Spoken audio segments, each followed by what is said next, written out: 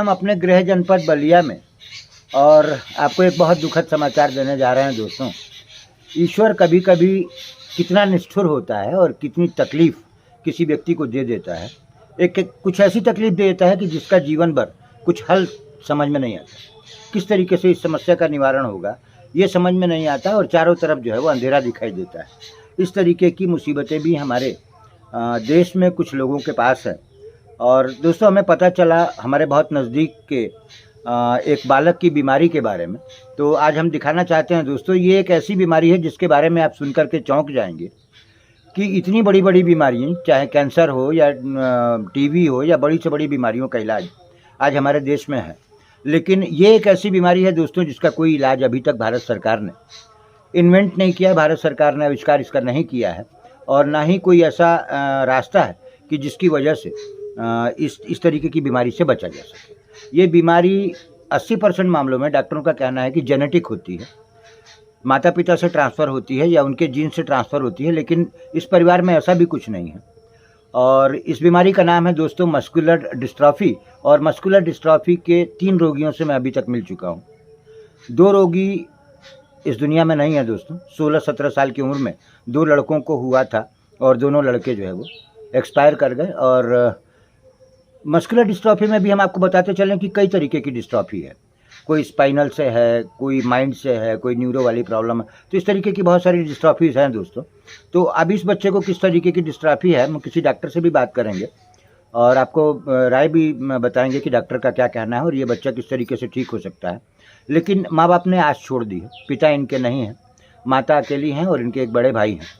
बाकी इनके परिवार में कोई नहीं है, इनका परिवार बहुत छोटा सा परिवार है। लेकिन मुझे लगता है कि इनकी परेशानियों को देखते हुए कि इस धरती का ये सबसे दुखी परिवार है, क्योंकि इंसान जब एक बेटा पैदा करता है दोस्तों तो उससे उसकी बहुत सारी अपेक्षाएं होती हैं, और बहुत सारी अपेक्षाएं अपने आप पैदा भी हो जाती हैं, क्योंकि बेटा का मतलब कहीं ना कहीं बुढ़ापे की लाठी होता है। और यदि बेटा ही किसी ऐसे असाध्य रोग से ग्रसित हो जाए कि जिसका कोई इलाज समझ में ना आए, जिसमें कोई रास्ता ही न दिखे, जिसमें कोई मदद करने वाला ही न दिखे, सरकार से गुहार लगाने पर भी फ़ायदा नहीं, क्योंकि भारत में इसका कोई इलाज है नहीं। आइए दोस्तों, हम आपको दिखाते हैं इस बच्चे की क्लिप। अभी आपने देखी, इस बच्चे को हम दिखाते हैं, एक बार दिखा दीजिए ज़रा। इनका नाम राहुल सिंह है और इनके पैरों में, ये पूरे स्वस्थ हैं ऊपर से, लेकिन इनके पैरों में जो है वो, या देखिए दोस्तों, काफ़ी चोट वोट लगी हुई है। ये सीधे चल नहीं पाते हैं, जैसा कि आपने देखा है। अब ये सीधे चल इसलिए नहीं पाते हैं कि कहीं ना कहीं इनकी मसल्स जो है वो भीतर से सूख चुकी हैं, और यही जो है वो मस्कुलर डिस्ट्रॉफी है, जहाँ तक कि मुझे जानकारी है।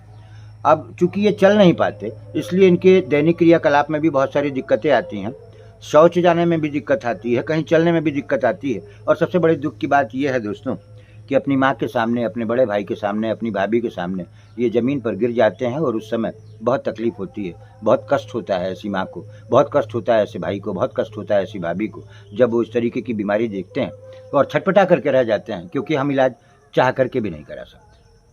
आइए हम जानने का प्रयास करते हैं इनकी माता जी से कि ये बीमारी कब से स्टार्ट हुई और इनकी उम्र कितनी है और आपको कौन कौन सी कठिनाइयों का सामना करना पड़ता है। थोड़ा सा अपना नाम बता दीजिए। हाँ, अपना नाम बताइए। सुचेता सिंह। तो आप ये बताइए कि ये इस बच्चे की तबीयत कब से खराब हुई और कैसे खराब हुई, क्या हुआ? 1995 में अक्टूबर के महीने में इनको बुखार हुआ, उसके बाद ये मैंने जैसे। तो क्या, कौन सा बुखार हुआ था? मस्तिष्क ज्वर। मस्तिष्क ज्वर लोग बता रहे थे कि मस्तिष्क ज्वर है। तो मस्तिष्क ज्वर के बाद कैसा, कब ये समझ में आया कि ये ऐसा कुछ रोग हो गया? अब उसके बाद ये 1 महीना बेहोश रहे। इनको 104, 105 ऐसे 3 ऐसे करके इनको बुखार रहा 1 महीना पूरा। जी जी। हम बनारस लेकर उस समय हॉस्पिटल में 1 महीना रहे हैं। जी जी। और उसके बाद इनका मैंने घर लेकर आए जी। तो कुछ दिन तो बोले भी नहीं, इनकी आवाज़ भी नहीं आ रही थी। आज जब आवाज़ आने लगी कुछ 4-5 महीने के बाद जी, तो मैंने चल फिर नहीं पा रहे थे जी। इसको डॉक्टर को मैं दिखाती ही रह गई BHU, लेकिन BHU का डॉक्टर यही बोलता था कि मैंने धीरे धीरे ताकत होगी तो चलने लगेंगे, लेकिन अब तक नहीं चले। बहुत इलाज कराई लेकिन फिर भी। तो मतलब लगभग 27 साल हो गए। हाँ, 27 साल पहले दोस्तों हम आपको बताते चलें कि इस बच्चे की उम्र मुश्किल से 7 साल रही होगी, और अब ये युवा हो चुके हैं, और 27 साल से ये दुख, ये तकलीफ़ इस बच्चे के शरीर में है, और शरीर से ज़्यादा इस बच्चे के दिमाग में है। मानसिक रूप से ये लगभग विक्षिप्त भी है, क्योंकि जो ये चाहता है, जिस तरीके की बात वो करना चाहता है, तो कहीं ना कहीं एक्सप्रेशन में इसके चिड़चिड़ाहट होती है। सही कह रहे हैं? हाँ, सही गुस्सा बोला। होता है, हाँ, चिड़चिड़ाहट गाली होती है, देने गाली देने लगता है। हाँ। तो गुस्से और चिड़चिड़ाहट यानी कहीं ना कहीं न्यूरो की भी प्रॉब्लम है, क्योंकि कहीं ना कहीं जो भी व्यक्ति यदि चलना चाहेगा बच्चा, दौड़ना चाहेगा बच्चा, कुछ सामान छूना चाहेगा या सामान उठाना चाहेगा, ऐसी परिस्थिति में जब वो उस काम को नहीं कर पाएगा, तो आप उसकी मन स्थिति को बहुत अच्छे से समझ सकते हैं दोस्तों कि कितना क्रोध आएगा। और ये बच्चा जब क्रोध में होता है तो कहीं ना कहीं अनाप शनाप बक लेता है, क्योंकि ग्रामीण परिवेश में रहने वाले बच्चे हैं और कहीं ना कहीं इनके ऊपर ग्रामीण परिवेश का असर होता है। और उसके बावजूद सबसे बड़ी चिंता इस बात की है दोस्तों कि ये बच्चा जिस दिन इसका कोई सहारा नहीं रहेगा, ईश्वर न करे इनके पिता नहीं है, लेकिन जिस दिन माता जी नहीं रही तो उस दिन इसकी जीवन के आगे के बारे में क्या होगा, ये सोच करके ही रूह कांप जाती है।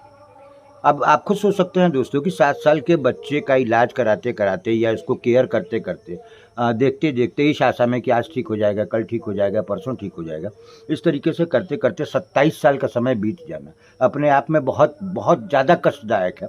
इसको हम डिस्क्राइब नहीं कर सकते, इसका वर्णन नहीं कर सकते दोस्तों। अपनी तरफ से माँ बाप किसी भी बच्चे का पूरा ध्यान रखते हैं और पूरी तरीके से इलाज कराते हैं, लेकिन उसके बावजूद भी यदि ये पता लग जाए कि भारत में इसका कोई इलाज ही नहीं तो बहुत तकलीफ होती है दोस्तों। हमने सोनू सूद फाउंडेशन के बारे में सुना है, हम उनको भी ये वीडियो भेजेंगे दोस्तों। उन्होंने बहुत सारे मस्कुलर डिस्ट्राफी के रोगियों का इलाज कराया है, कुछ बच्चे ठीक भी हो चुके हैं और कुछ बच्चे जो है अभी इलाज चल रहा है और कुछ बच्चे अभी ठीक नहीं हुए हैं। और भी हम आगे पीएमओ को भी ये वीडियो भेजेंगे दोस्तों, क्योंकि इस तरीके की बीमारी का यदि कोई इलाज नहीं है तो कम से कम अस्थायी रूप से इतना तो हो जाए कि बच्चा अपना क्रियाकर्म अपने आप से कर सके, नित्य काम जो है वो अपने आप से कर सके। खाना खा लेते हैं ये अपने हाथ से? हाँ, अपने हाथ से नहीं, उतना अच्छा से नहीं खा पाते हैं, मैं ही खिलाती हूँ कभी। देखिए दोस्तों, खाना और कपड़े कैसे पहनते हैं? कपड़ा मैं भी पहनाती हूँ, नहलाती हूँ, हर काम मैं करती हूँ। ये देखिए दोस्तों, सोचने वाली बात है कि 30 साल के बच्चे को, 30-32 साल के बच्चे को यदि माँ को कपड़ा पहनाना पड़े, माँ को शौच कराना पड़े, माँ को भोजन कराना पड़े और उसकी सारी गतिविधियों का ध्यान भी रखना पड़े, बार बार गिर जाने पर उठाना पड़े, दवा लगानी पड़े, तो अपने आप में बहुत ज़्यादा कष्टदायक। दोस्तों, हमारे वीडियो बनाने का उद्देश्य ये नहीं है कि हम इनके दुख का प्रचार करना चाहते हैं। हमारे वीडियो बनाने का ये उद्देश्य है दोस्तों कि हमारा वीडियो जहाँ तक भी पहुँचता है, जिस भी एनजीओ तक पहुंचता है, जिस भी काबिल व्यक्ति तक पहुंचता है, जिस भी समर्थ संस्थान तक पहुंचता है, हम चाहेंगे दोस्तों कि इस बच्चे की असाध्य बीमारी के इलाज में इनकी मदद करें। क्योंकि कोई भी व्यक्ति, किसी भी व्यक्ति का जीवन कितना लंबा है इस बात का अनुमान हम नहीं लगा सकते, लेकिन आगे का भविष्य इनका हमको बहुत ज़्यादा अंधकार में दिखाई दे रहा है। उस समय जिस दिन माता जी थक जाएंगे, इनका क्या होगा दोस्तों, आप खुद सोच सकते हैं। तो हमारे वीडियो बनाने का सिर्फ यही उद्देश्य है कि इस तरीके की असाध्य बीमारियों के बारे में सरकार जल्द से जल्द कुछ विचार करे, जल्द से जल्द इस तरीके की दवा उपलब्ध कराए हमारे देश में, ताकि इस तरीके की बीमारी को जल्द से जल्द हमारे देश में दूर किया जाए। हालांकि हमारी भारत सरकार ने बहुत सारी बीमारियों को जड़ से ख़त्म कर दिया और आज भी लगी हुई है वैक्सीनेशन के तौर पर कि जो गंभीर बीमारियां हैं वो ख़त्म हो जाएं। और हमें बहुत खुशी भी है कि बहुत सारी बीमारियां हमारे देश से दूर भी हो चुकी हैं। लेकिन इस तरीके की बीमारियों में जब हम ये के बारे में जब जानते हैं, जब सुनते हैं दोस्तों, तो इसको कोई मीडिया नहीं दिखाएगा आपको, कोई अखबार नहीं दिखाएगा आपको। हम इसलिए दिखा रहे हैं दोस्तों कि क्योंकि हमने अपनी आँख के सामने 16-17 साल के नौजवान 2 बच्चों को मरते हुए देखा है। उनके पिता से भी हम बात कर रहे हैं, इनको भी जानकारी देंगे दोस्तों आपको। तो ये देखिए, इस तरीके की असाध्य बीमारी से ग्रसित ये बच्चा, इसका क्या इलाज है हमको कमेंट बॉक्स में ज़रूर बताइएगा। और हम बात करते हैं अभी